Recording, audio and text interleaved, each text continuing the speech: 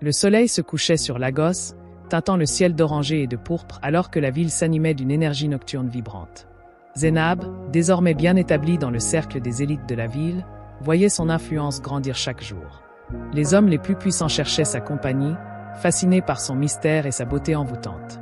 Pourtant, derrière ses sourires charmants et ses robes élégantes, elle cachait toujours son plus grand secret, la fortune perdue de sa famille. Depuis sa rencontre avec le gouverneur Babatunde, les choses avaient évolué rapidement. Il lui avait offert une villa somptueuse sur l'île Victoria et l'avait introduite au cercle les plus restreints du pouvoir. Mais Zainab savait qu'aucun cadeau n'était gratuit. Babatunde n'était pas un homme à donner sans rien attendre en retour. Il voulait Zainab à ses côtés, pas seulement comme une compagne occasionnelle, mais comme une femme qui lui appartenait. Cette idée la terrifiait, car elle refusait d'être une prisonnière dorée. Malgré cela, elle continuait son jeu, s'approchant de plus en plus de la vérité sur la fortune disparue de sa famille. Grâce aux informations recueillies lors des soirées mondaines, elle avait appris que l'homme qui détenait une partie du secret était un certain Alaji Sul, un vieux magnate du pétrole au passé trouble. Il avait été l'un des hommes de main de l'ancien régime militaire et était réputé pour sa cruauté. Mais il était aussi incroyablement influent et inattaquable. Zainab devait l'approcher sans éveiller les soupçons. Lors d'une réception organisée par Babatunde, elle fit exprès de se montrer particulièrement charmante avec Alaji Sul. Ce dernier, bien qu'âgé, était encore un homme puissant et charismatique, flatté par l'attention d'une jeune femme aussi envoûtante. Il lui proposa de le rencontrer en privé pour discuter de choses plus sérieuses. Le lendemain soir, vêtue d'une robe rouge flamboyante, elle se rendit à son immense résidence sous prétexte d'un dîner intime. Mais dès qu'elle entra, elle comprit qu'elle avait sous-estimé la prudence du vieil homme. Il n'était pas seul. 2 de ses hommes de confiance étaient là, leur regard froid posé sur elle. Sul, assis sur un fauteuil de cuir, la scruta longuement avant de parler. « Je sais qui tu es vraiment, Zainab. Tu n'es pas seulement une mondaine à la recherche d'un protecteur. Tu veux quelque chose. Parle. » Zainab sentit son cœur s'accélérer, mais elle ne laissa rien paraître. Elle sourit doucement et s'approcha lentement. « Vous êtes un homme d'expérience, Alaji. J'admire cela. Je cherche simplement à comprendre ce qui est arrivé à mon père et à l'héritage qu'il nous a laissé. » Un silence pesant s'installa. Puis, Sul éclata de rire. « Ton père, un homme ambitieux, mais naïf. Il pensait pouvoir rivaliser avec ceux qui contrôlent vraiment cette ville. Il a perdu, comme beaucoup avant lui. » Zainab serra les poings sous la table. Elle voulait en savoir plus, mais elle devait rester prudente. Et où est cet héritage maintenant? Sul haussa les épaules. Disparu. Dissous dans le système. Transformé en route, en compte bancaire à l'étranger, en propriétés inaccessibles. Mais il reste peut-être quelque chose pour quelqu'un d'assez intelligent pour le retrouver. Zainab savait qu'il ne lui dirait rien de plus ce soir-là. Elle se leva, prenant un ton léger. « Merci pour votre franchise, Alaji. J'espère que nous aurons d'autres conversations intéressantes. » Il lui sourit, mais elle vit l'avertissement dans son regard. En sortant de la résidence, elle savait qu'elle venait de s'engager sur un chemin dangereux. Désormais, elle n'était plus une simple mondaine jouant un jeu de manipulation. Elle était une menace pour des hommes puissants. Sur le chemin du retour, elle envoya un message codé à Kofi, son ami d'enfance et l'un des rares en qui elle avait confiance. Il travaillait comme journaliste indépendant et avait accès à des archives que peu de gens pouvaient consulter. S'il y avait une trace de la fortune de son père quelque part, il pourrait l'aider à la retrouver. Quelques jours plus tard, ils se rencontrèrent dans un café discret du vieux Lagos. Kofi avait des cernes sous les yeux, signe qu'il avait passé des nuits blanches à fouiller les archives. « J'ai trouvé quelque chose, Zainab. Des transactions douteuses, des comptes offshore liés à d'anciens membres du régime. Et un nom qui revient souvent, Chif Hamadi. » Zainab plissa les yeux. Chif Hamadi était un homme d'affaires respecté, philanthrope, ami des gouverneurs et des chefs d'État. Mais sous cette façade, il était aussi l'un des hommes les plus corrompus du pays. « Tu es sûr que c'est lié à mon père ?» Kofi hocha la tête. « Il y a un document qui mentionne un transfert d'actions appartenant à ton père, juste avant sa disparition. Devine qui les a récupérés ?»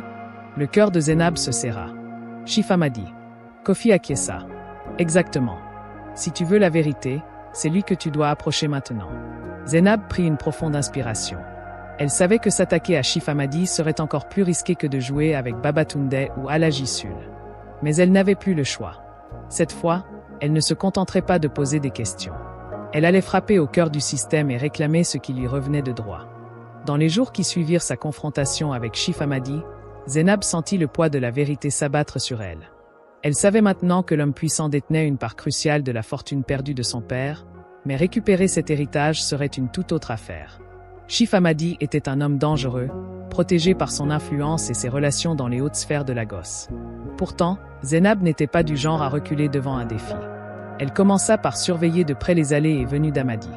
Grâce à quelques contacts dans le milieu des domestiques et des chauffeurs, elle apprit que l'homme entreposait certains documents importants dans un coffre-fort situé dans son bureau privé, au sein de sa luxueuse résidence de Victoria Island.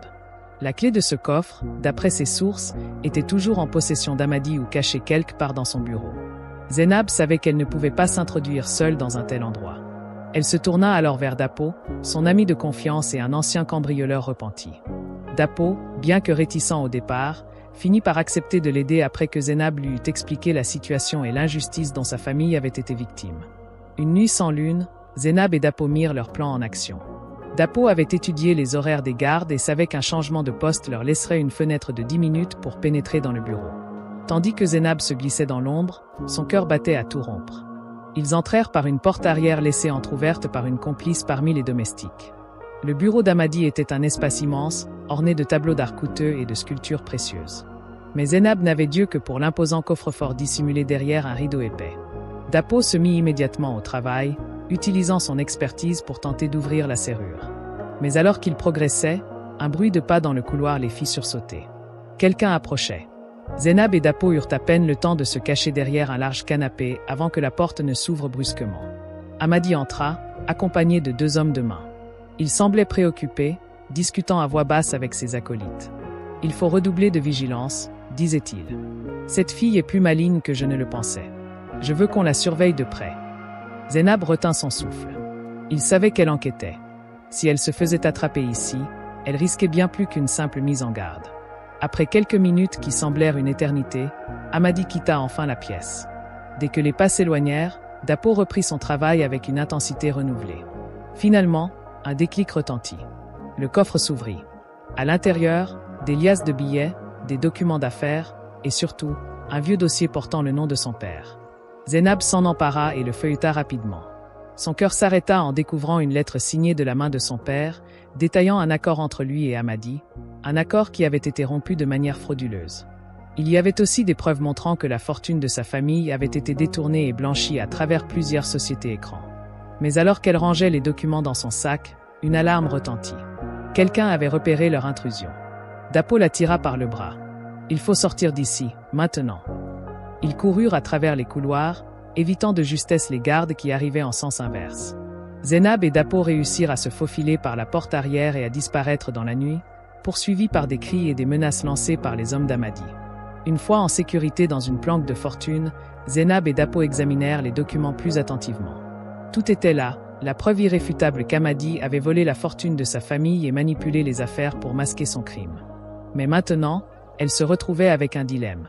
Comment utiliser ces preuves sans mettre sa propre vie en danger? Zainab savait qu'elle devait agir vite. Hamadi ne tarderait pas à comprendre ce qui s'était passé, et il mettrait tous les moyens en œuvre pour récupérer ce qu'elle lui avait volé. Mais elle n'était plus seule. Dapo, ainsi que d'autres alliés dans l'ombre, étaient prêts à l'aider à mener son combat. L'enjeu était plus grand que sa propre vengeance. Il s'agissait de restaurer l'honneur de sa famille et d'exposer la corruption qui gangrenait Lagos. Et pour cela, elle devait frapper fort et intelligemment. La bataille ne faisait que commencer. Abonnez-vous pour plus des histoires marquantes.